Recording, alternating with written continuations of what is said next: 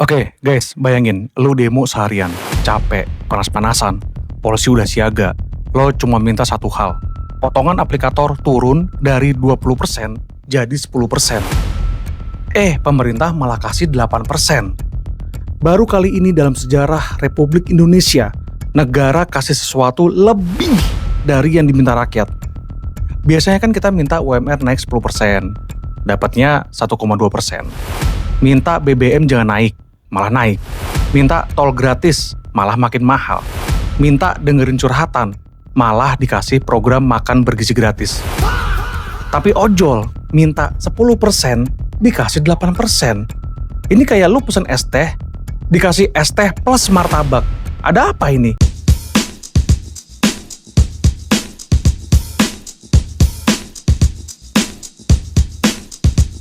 Selamat datang di channel Om Ecar Aja.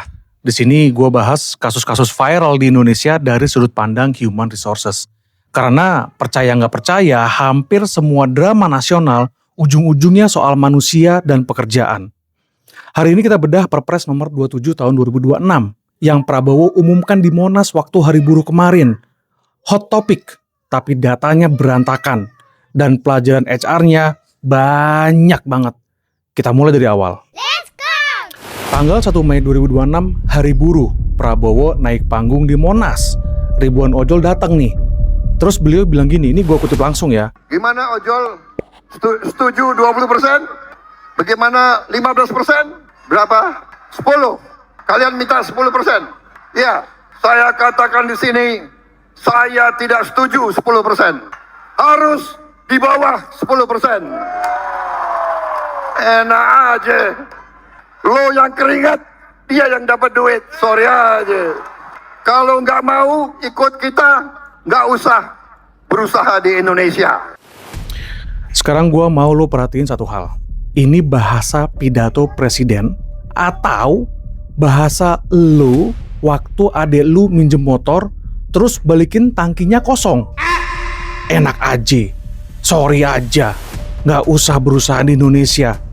Ini gaya komunikasi yang very direct, sangat tidak corporate. Kalau HR bilang gini ke kandidat interview, biasanya namanya udah masuk blacklist. Tapi di Monas, langsung disambut sorak-sorai ribuan driver. Pertanyaannya, ini keputusan politik dramatis atau ada perhitungan ekonomi mendalam di belakangnya? Jawabannya a little bit of both sebetulnya. Tapi yang pertama jauh lebih dominan.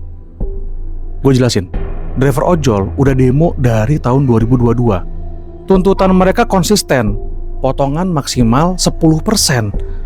Jadi angka 10% itu bukan angka asal. Itu angka awal waktu Gojek dan Grab pertama kali launching di Indonesia tahun 2015.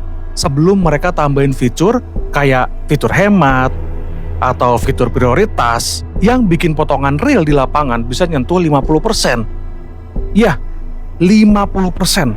Lo kerja 10.000, yang masuk kantong cuma 5.000. Padahal aturan resminya Kemenhub tahun 2022 udah batasin maksimal 20%. Tapi ya aplikatornya kan orang pinter yang kerja di sana. Driver protes berkali-kali. Pemerintah agak gimana ya? Kayaknya sibuk ngurusin mobil dinas 8,5 miliar atau sibuk renovasi rumah 25 miliar. Maksudnya gini, demo demi demo nggak digubris, sampai akhirnya May Day 2026 datang. Politisi butuh momen, driver butuh keadilan. Wah, oilah, angka 8% hadir. Tapi angka 8% ini dari mana datangnya sih? Nah ini masalahnya, nggak ada kajian akademis yang dipublikasikan. Ini angka hasil, gimana ya gue jelasinnya ya? Vibes, murni vibes presidensial. Yang menarik, driver minta 10%. Presiden bilang, saya tidak setuju 10%. Beliau outbid drivernya sendiri. Ini kayak lu nawar di Tanah Abang. Bu, 50.000 ya? Terus gue jawab, Saya kasih 40 aja deh. nah kan, bingung kan lu? Seneng sih, tapi bingung. Karena instingnya tetap curiga, ini ada apa? Dan ternyata emang ada apa-apanya. Nah sekarang kita masuk ke pembelajaran HR yang pertama. Dan ini yang paling gue pengen lo paham. Di dunia HR ada konsep dasar. Kalau lu naikin pendapatan pekerja, apakah otomatis kesejahteraan mereka naik? Jawabannya enggak otomatis. Dalam kasus ini, ada variabel yang namanya permintaan pasar. Gua kasih data konkret. Beberapa tahun yang lalu, Kemenhub sempat usul naikin tarif ojol 8-15% buat konsumen. Niatnya bagus, biar driver dapat lebih banyak. Tapi, berdasarkan penelitian, berdasarkan histori, setiap kenaikan tarif di sejarah ojol Indonesia, demand-nya turun 30-50% buat short trips. Oke, kita cerna dulu. Tarif naik 10%, demand turun 40%. Total revenue driver anjlok. Sekarang, Perpres 27 ini bilang potongan platform turun dari 20% jadi 8%. Berarti driver dapat lebih banyak per trip. Iya bener. Tapi pertanyaan kuncinya, kalau platform pendapatnya turun signifikan, dari mana dia kasih insentif dan diskon ke konsumen? Jawabannya nggak bisa, insentif berkurang. Diskon GoFood yang hampir 50% itu udah pasti hampir hilang. Konsumen yang biasanya jalan karena ada promo, sekarang mikir-mikir. Kalau demand turun, ya order driver juga turun. Driver dapat 92% dari sedikit atau 80% dari banyak. Mana yang lebih gede? Ini matematika SD yang sering banget kelewat di negara kita. Kalau kita suka angka yang dramatis, 80% jadi 92%, hidup driver naik 12%. Itu angka yang bagus buat headline detik.com. Tapi nggak segampang itu, Ferguson. Dimanapun lo kerja, startup, BUMN, swasta, kalau lu HR, jangan pernah evaluasi kompensasi cuma dari satu angka. Gross salary itu bukan take home pay. Take home pay itu bukan disposable income. Dan disposable income itu bukan kesejahteraan jangka panjang. Gua ulang ya, driver naik dari 80% ke 92%, apakah bagus? Kalau orderan turun 32%, angka 92% itu jadi 92% dari apa? 92% dari 0, ya tetap 0. Dan ini yang gak akan presiden bilang di Monas. Karena kalimat, saudara-saudara, kalian akan dapat 92% dari 0. Ya itu gak akan bikin orang sorak-sorai. Yang kedua adalah bagian yang menurut gue paling underreported. Karena ini sangat mencengangkan sih. Gue aneh sih ini, sumpah gue aneh banget ini. Jadi gini, pemerintah lewat Danantara udah beli saham Gojek. Lo gak salah denger. Jadi pemerintah punya saham nih di Gojek. Sekarang kita cerna pelan-pelan. Pemerintah yang bikin aturan potongan ojol jadi 8% juga jadi pemegang saham Gojek. Yang aturannya malah menurunkan revenue Gojek. What?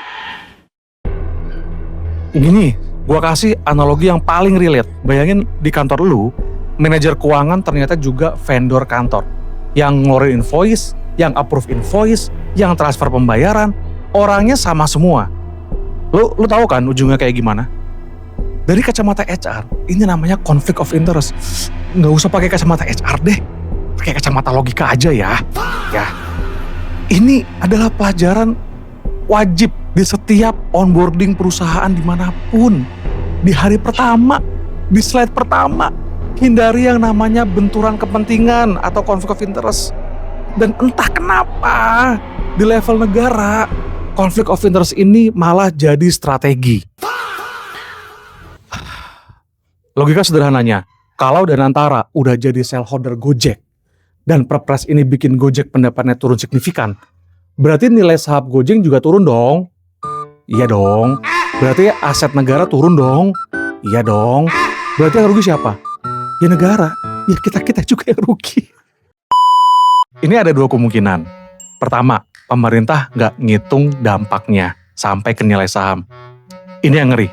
Atau yang kedua, pemerintah udah ngitung nih dampaknya sampai ke nilai saham dan tetap jalan dengan asumsi bahwa nanti regulasi bisa diatur ulang. Yang berarti regulasi 8% ini bisa berubah kapan-kapan. Nggak ada jawaban yang menenangkan dari dua opsi itu. Salah satu skenario jelek, satunya lagi malah lebih jelek. Jadi pelajaran HR-nya, kalau di kantor lu, atasan lu juga jadi vendor lu, juga jadi auditor lu harus mulai cari kerjaan baru. Karena governance-nya udah hancur. Negara kita lagi mempraktekkan versi makro dari skenario itu. Dan kita semua jadi karyawannya. Ya kalau dipikir-pikir ya, apa kita harus keluar dari negara ini?